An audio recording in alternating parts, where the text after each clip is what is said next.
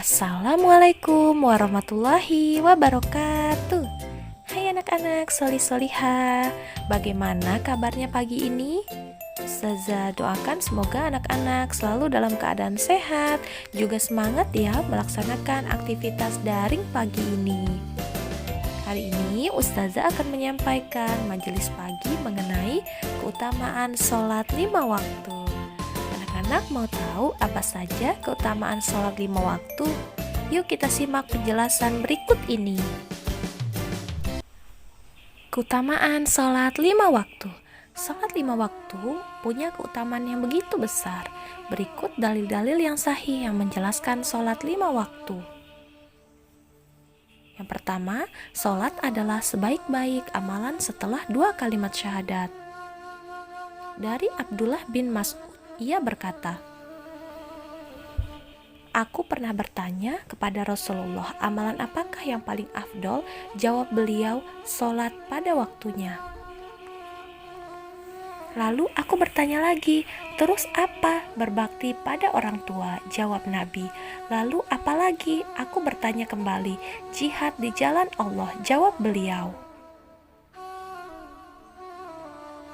Yang kedua, sholat 5 waktu mencuci dosa.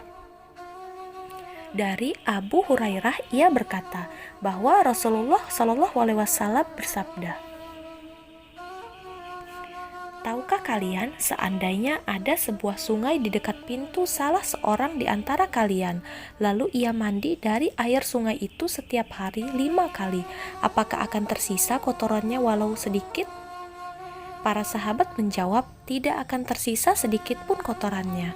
Beliau berkata, maka begitulah perumpamaan sholat 5 waktu, dengannya Allah menghapuskan dosa.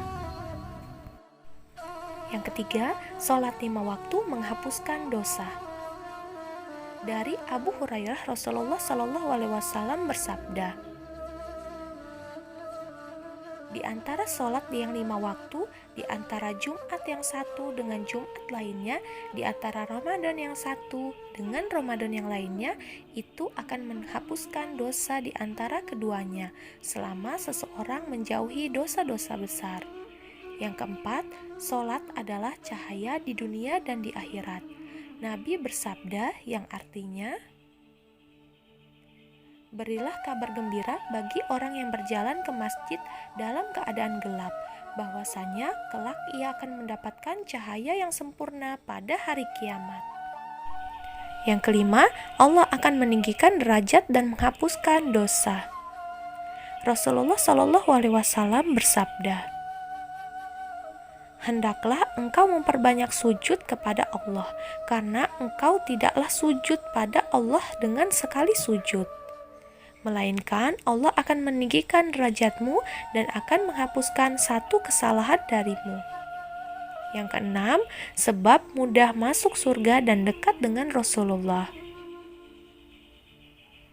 Dari Robi'ah bin Ka'ab, ia berkata, aku pernah bermalam bersama Rasulullah. Aku mendatangi beliau dengan membawakan air wudhu dan memenuhi hajat beliau. Lantas beliau bersabda, mintalah. Aku berkata, aku meminta padamu supaya dekat denganmu di surga kelak. Beliau berkata, atau adakah selain itu? Aku menjawab, itu saja yang aku minta. Beliau bersabda, tolonglah aku dengan engkau memperbanyak sujud. Yang dimaksud dengan memperbanyak sujud di sini adalah memperbanyak sujud dalam sholat.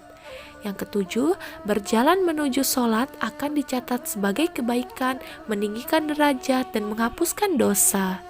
Nabi SAW bersabda, barang siapa bersuci di rumahnya, lalu ia berjalan menuju salah satu rumah Allah untuk menunaikan salah satu kewajiban yang Allah tetapkan, maka salah satu langkah kakinya akan menghapuskan kesalahan dan langkah kaki yang lainnya meninggikan derajat. Yang kedelapan, dijanjikan sebagai tamu di surga. Nabi SAW bersabda, Barang siapa berpagi-pagi atau ketika sore hari menuju masjid, maka Allah akan menjadikan untuknya sebuah tempat untuk tamu di surga ketika ia pergi di pagi atau sore hari. Yang kesembilan, menghapuskan dosa antara sholat yang satu dengan sholat yang berikutnya.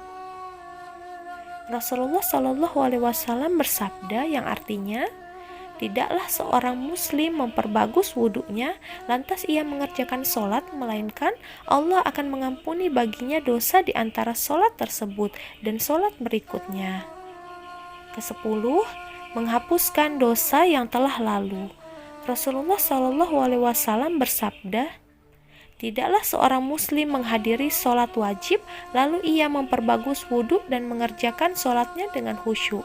Juga ia memperbagus rukuknya, melainkan itu sebagai penghapus dosa sebelumnya, selama seseorang tidak melakukan dosa besar, dan ini berlaku sepanjang waktu.